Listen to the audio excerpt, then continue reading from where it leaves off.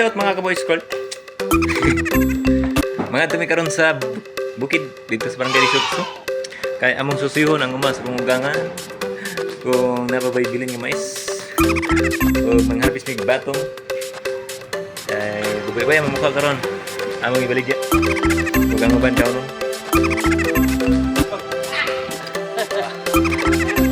Dumating na kami dito sa aming bukid. Magic mga ka-school. Medyo dagko-dagko na ginang mais ng mga ka-boy school no, maghapit na gid si Marbis. Kani siya nga tanong mga ka-boy school kadto ning tanom sa kaugangan. Mga pila na ni kabulan napit na ni Marbis. O gidit sa dito sa sayutihan. Amo paglantaw ang palibot o pinagad kayo. So far wala may mga emalya. Then mo ni ang sayutihan. Amang giyokoy-yokoy ni palibot kung asa ni mga bunga sa sayuti. Saka may bakid yung gamay. So walay kurat hindi mga ka-boy school kay wala may mga halas dari mga ka-boy school. So nang panahon pa na pero karon wala na.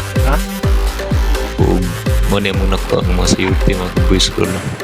Presko kay.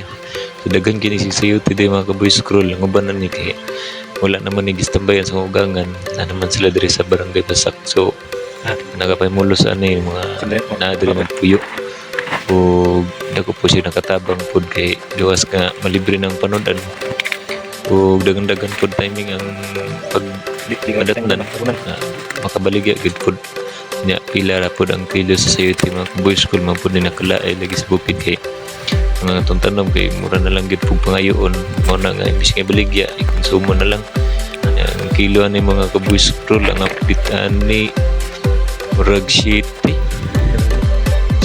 or cheese o ano sa mga ka-boy school mo nga diulikitan na mo o visit kay wala sa tima may nalampod na ay yung nga ano ito sa mga ka-boy school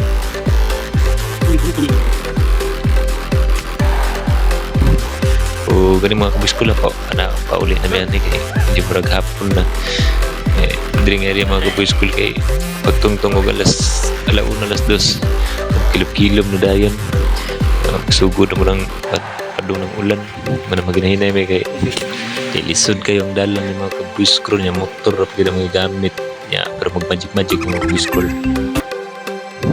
pero dali ra ta mabot mga ka-boy school mag-clipper ta oh what